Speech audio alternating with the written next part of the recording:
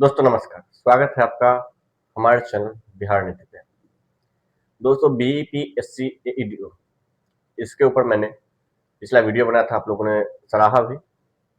और इसको वर्तमान में तो मैं जिस मुहिम में लगा हुआ हूँ वो मुहिम है कि इसको कैंसिल होना चाहिए, इस एग्जाम को।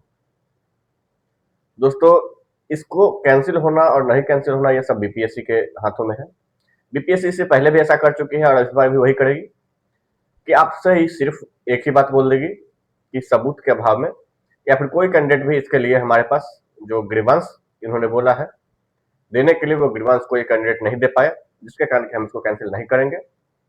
और जो जैसे चल रहा है वो बिल्कुल सही है, रिजल्ट बिल्कुल आएगा।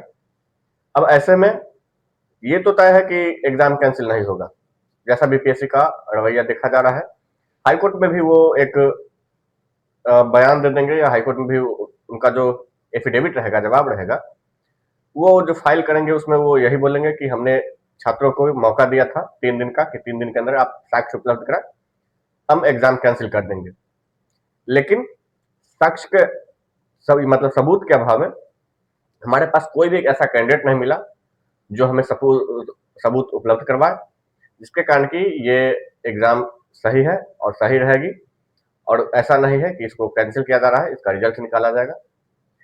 तो ये बीपीएससी का जवाब होने वाला है हाईकोर्ट में, और कुछ दिनों के बाद आपके पास आंसर की भी आएगा। आंसर की को देख के आप हताश भी होंगे। और उसमें जो सबसे ज्यादा परेशान हो वो कौन है, वो आपको मैं बता देता हूँ इस वीडियो में।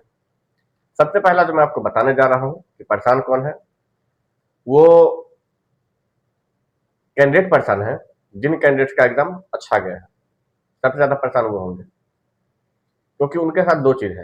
हालांकि जो कैंडिडेट अच्छे हैं, जो पढ़ के गए थे, एग्जाम देने गए थे, वो अभी इस एग्जाम में हो या आगे के एग्जाम में हो, अगर एग्जाम सही हो तो उनका सिलेक्शन तय है। लेकिन अगर एग्जाम अनफेयर हुआ तो अच्छे और खराब स्टूडेंट में कोई मायने नहीं रह जाएगा, सिलेक्शन न का मतलब नहीं ही होगा। ये मैं क्यों बोल रहा हूँ आपको मैं बता देता हूँ।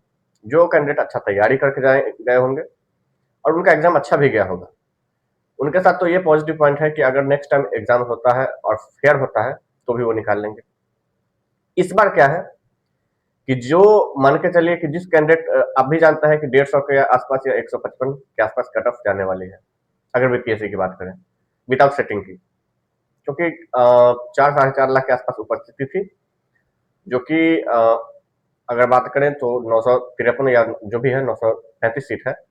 935 सीट के लिए ये एक बहुत मतलब अच्छी खासी उपस्थिति है, क्योंकि आमतौर पर जो बीपीएससी का एग्जाम होता है, जो बीपीएससी चाहे वो 72 भी हो, सिविल सेवा की भी एग्जाम होती है, उसमें 4 से 4.5 लाख फॉर्म ही जाते हैं।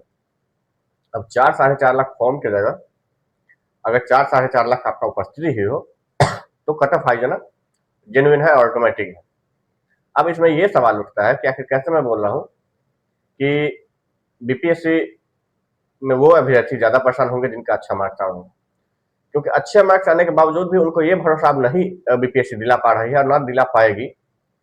और जो सच्चाई भी है, उनको डर उनका जायज भी है कि अच्छे मार्क्स होने के बावजूद भी उनका सिलेक्शन होगा या नहीं, क्योंकि सेटिंग इस लेवल पे है कि उनको पता ही नहीं चल रहा है कि हम कैसे इसको मैनेज करें।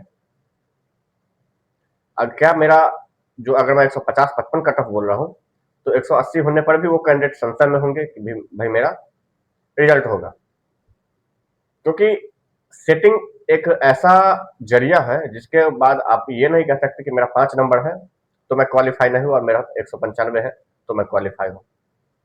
ऐसा भी नहीं है, क्योंकि सेटिंग का मतलब सेटिंग होता है, चाहे लेवल कुछ भी हो।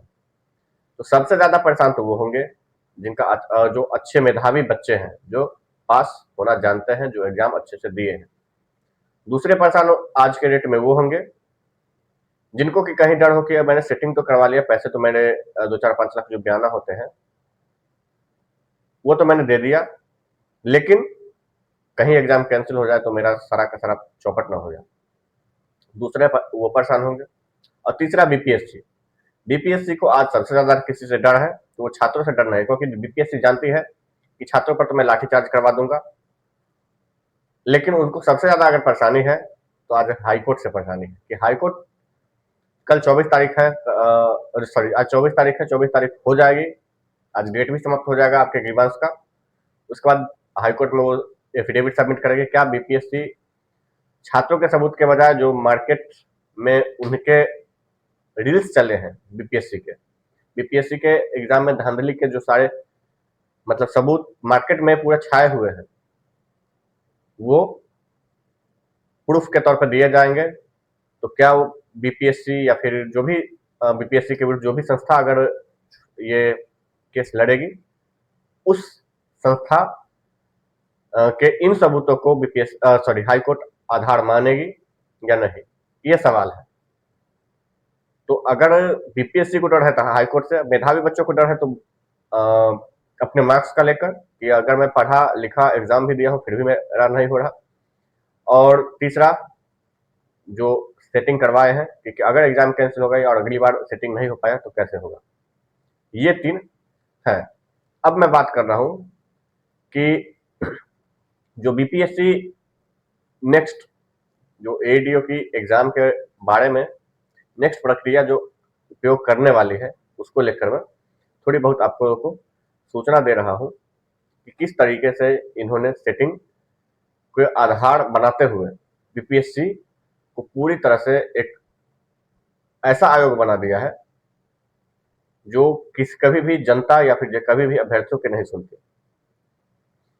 दोस्तों 71वीं बीपीएससी में भी आपने देखा होगा कि लाठी चले छात्रों के साथ क्या क्या हुआ। लगभग 1.5-2 महीने तो छात्र रोड पे रहे, लेकिन उसका कोई फर्क ही नहीं पड़ा। तो अभी एईडीओ में तो वैसे भी आप जानते हैं कि उपस्थिति कम थी, और उपस्थिति कम होने के बावजूद इसमें तो संशय यहाँ तक था कि क्या ये लोग मतलब जो लोग एग्जाम देने भी गए हैं वो सीरियस कैंडिडेट गए हैं। सीरियस तो वही थे जो सेटिंग करवा रहे थे। तो आप लोग अगर आपके पास कोई है उपलब्ध डाटा या फिर कुछ है तो आप लोग कल आज शाम तक का डेट है, 6 बजे तक आप लोग अगर उपलब्ध करवा सके तो करवा दें। दूसरी बात मैं ये भी जानता हूँ कि किसी भी जो छात्र जेन्युइन है उनके पास कोई भी सबूत उपलब्ध नहीं है। कारण ये है कि अगर उनके पास सबूत उपलब्ध होता तो वो हाईकोर्ट में चला जाता। सबूत कैसे उपलब्ध होंगे? क्योंकि जिस वक्त आप सबूत देंगे, मान के चले किसी के पास सबूत हो भी, तो उनसे ये पूछा जाएगा कि तुम कैसे ले गए मोबाइल अंदर, तो वो भी डर रहे होंगे। हालांकि ऐसा है नहीं, जो जेन्युइन कैंडिडेट है उनके पास मोबाइल होगा ही नहीं और वो कुछ कर भी नहीं कर सकते। तो कौन सा आधार दिया जाए?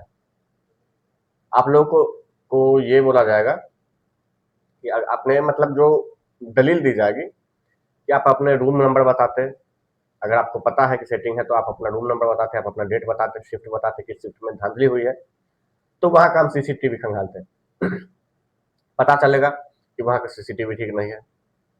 और अगर इस तरीके से अगर दिया जाए कि मेरा इस डेट को एग्जाम था और इस रूम में मैं था, उस रूम में क्या हुए थे, तो बीपीएससी सबसे पहले आपसे सबूत मांगेगी, उसके बाद बोलेगी कि अगर ऐसा नहीं हुआ तो आप पर केस। तो आज के डेट में बात है कि सरकारी केस होने से भी लोग डरते हैं कि हमारे ऊपर अगर सरकारी केस हो, जबकि अगर आप कुछ देंगे तो आप एक वक्तव्य के थ्रू मौखिक ही देंगे। 100% सबूत तो आप दे नहीं सकते। आपको अगर मान के चलिए कि कोई इन्विजिलेटर ही या जो बायोमेट्रिक करने वाले स्टाफ थे वो अगर वहां जाकर दिया है, तो अब आप तो अभी यही बताएंगे देंगे शक के आधार पर कि हाँ मैंने उसको ऐसे करते हुए देखा, तो मैं ये बता रहा हूँ कि हाँ उस रूम में मैं था और उस रूम में ऐसे ऐसे हुआ था। अब अगर वो लोग मुकर गए तो वहां का सीसीटीवी उपलब्ध नहीं हो तो आपके सरकारी केस का आपके डर होगा।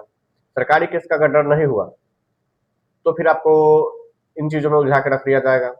और अगर होगा तो ऐसे कितने, क्या ऐसे अगर 4 लाख के 4 लाख जो जेन्युइन कैंडिडेट है, या 4 लाख छोड़िए, अगर 2 लाख भी तक क्लेम चला जाता है तो बीपीएससी क्या करेगी? क्या 2 लाख कंप्लेन का 2 लाख सीसीटीवी जांच करेगी वो? और क्या वो सभी सीसीटीवी सही होंगे? ये सब सवाल उठने वाली है बीपीएससी को लेकर। फिलहाल देखते हैं बीपीएससी का अगला कदम क्या होता है। कल बीपीएससी भी आजकल सोशल मीडिया के जरिए अच्छा खासा पोस्ट करती है। कल के बीच कल आपको एक हो सकता है कि नोटिस आ जाए कि आपका डेट समाप्त हो गया है, अब इसके आंसर की को लेकर हम लोग काम कर रहे हैं। लेकिन उसके बाद क्या होगा वो किसी को नहीं पता है। तो देखते हैं सोशल मीडिया के माध्यम से कोई जो भी बीपीएससी का वक्तव्य आता है उस पर हम लोग अपना प्रतिक्रिया जरूर देंगे। फिलहाल इस वीडियो में इतना ही। वीडियो अगर अच्छी लगी हो तो लाइक जरूर कर दीजिएगा, चैनल को सब्सक्राइब जरूर कर दीजिएगा, क्योंकि यूट्यूब पर सब्सक्राइब और लाइक ही सबसे अच्छा जरिया है। दोस्तों के साथ शेयर जरूर कीजिएगा ताकि वो भी इस मुहिम में हमारे साथ जुड़ सके कि बीपीएससी एडीयू का एग्जाम एक साफ और निष्पक्ष हो, ताकि जो भी अब मान के चलिए कि एग्जाम में कैंडिडेट तो 3 लाख ही प्रेजेंट होंगे, 4 लाख ही प्रेजेंट होंगे, कम से कम जो 935 जेन्युइन होंगे वो तो सिलेक्ट हो जाएंगे। फिलहाल इस वीडियो में इतना ही। मिलते हैं अगले वीडियो में। धन्यवाद।